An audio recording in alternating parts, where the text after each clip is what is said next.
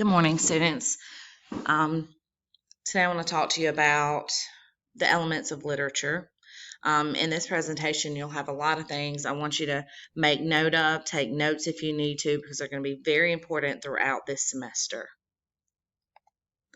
All right, so the first thing is the plot. I know that this seems like you've gone over this and gone over it in middle school, but I'm going to go over it again with you. The exposition, the rising action, the climax, the falling action, and the resolution. Everything you see on TV or on your Netflix and all this good stuff and everything that you read, it all has a plot, unless you're watching the news or some kind of game show.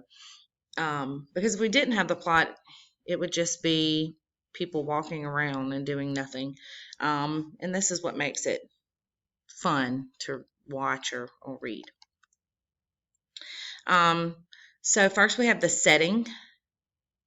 This is the place or type of surroundings where something is positioned, where events take, the time, the place. All this makes up the setting. We have the characters, a person in the novel, play, movie. Those are easy. We all know this, and I know that you all know this, but foreshadowing might be something that you've forgotten or you don't know yet, and this is a warning or indication of a future event. So this might be storm clouds in a distance. That's usually letting us know that something bad's about to happen, not just a storm, but if it's a superhero movie, it might be because the bad guy's coming or something like that. But it can also be something very minor. When you're reading something or even watching something, there's nothing in there that's not there purposely.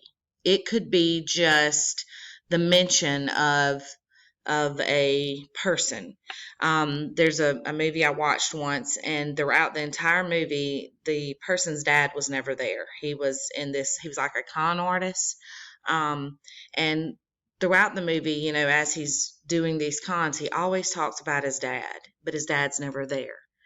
And during the movie, it might seem really insignificant, but at the end, you realize that he's been working this con with his dad the entire time, even though his dad's never shown in the movie. His face is never shown. And this is a great example of foreshadowing, because we're reminded of his dad throughout the movie. But we don't realize until the end that he has been part of the movie in the entire time, or an important part of the plot, excuse me. A flashback, those are, you should know those. Those are pretty easy. It's a part of the movie or novel that goes back to a time earlier. If you've ever watched or read The Hunger Games, there's plenty of flashbacks in there of when, especially the first one, when Katniss is thinking back to her dad or to when she was smaller, and things like that. All right, alliteration is when the same letter or sound is at the beginning of or close to connected words. It's kind of like tongue twisters. Come clean your closet, Sally sells seashells, things like that. And we'll see that a lot in poems and poetry. An oxymoron is a figure of speech in which apparently contradictory terms appear in conjunction. That means two words that are usually kind of opposite to one another are used together to describe something. A beautiful disaster. You have to be cruel to be kind, or you might have heard someone say they are going to make an original copy.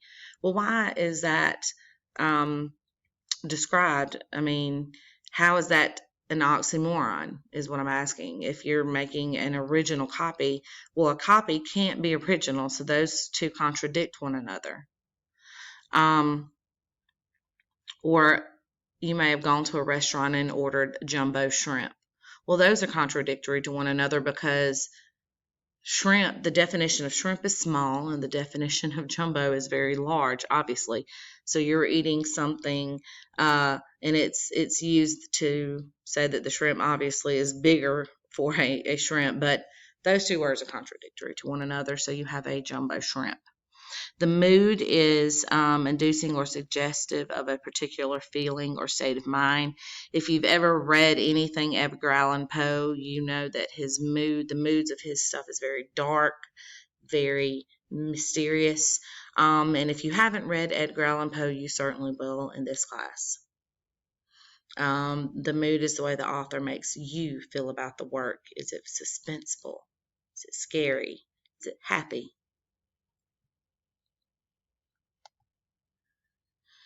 All right, and the tone is the general character or attitude of a place, piece of writing, situation.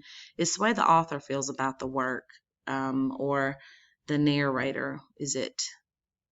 Does the narrator or person speaking feel regretful or sad, or are they forewarning you of something? And the point of view is obviously the position the story is taking. First person, the narrator is telling the story from the, his or her point of view. I, we, are, those type of pronouns will be in it. And the third person is when you have an objective outsider that is saying he, she, they're not part of the story themselves. They're just telling you about something. Those are very common, and I know that you've seen those in stories that you've read or watched. But the second person is probably the least popular, and it's when the speaker is speaking directly to you. Usually this is only in like journalism, news articles, things like that. But some poetry can be speaking directly to the reader, and that's using obviously second person, as I just stated. Symbolism is a symbolic meaning attributed to natural objects or facts. So, for example, a dove symbolizes peace, the color white symbolizes purity, and a skull symbolizes death. So you'll see these things throughout literature, and really in your everyday life. You see symbolism every day. The American flag represents freedom, and this is all symbolism that you'll see in literature and in everyday life. All right. Irony is something that we're going to see throughout this semester in things that we read, and we're going to talk about it quite often. The very definition of irony is when the reader expects something to happen, but the opposite happens. But it's not always something we read. Irony can happen in everyday life. We have 3 different types of irony. And then the second definition here says a contrast between what is expected and what actually happens. So situational irony can happen in real life. So situational is when something happens that we wouldn't expect to happen, like a fire station burning down. Well, why would we not expect a fire station to burn down? Because the fire station puts out fires. Therefore, we wouldn't expect the fire station to burn down or a police station to be robbed. These things would be ironic. Those are situational irony, examples of situational irony. Then you have dramatic irony. You're only going to see dramatic irony in what you read or watch on TV or in a play. The reader knows something that the characters do not. So, you're not going to have dramatic irony in your everyday life because it's only going to happen in stories. So like in Home Alone, when we know that Kevin has planet traps everywhere, but the thieves don't, that's dramatic irony. Or it might be that, you might be watching like a romantic comedy movie and you know that the geeky guy's in love with his best friend that's a girl, his girl best friend, but she's in love with another guy, and there's this big love triangle and no one knows anything but us. We don't, she doesn't know that her best friend's in love with her or that her boyfriend's cheating on her, but we do.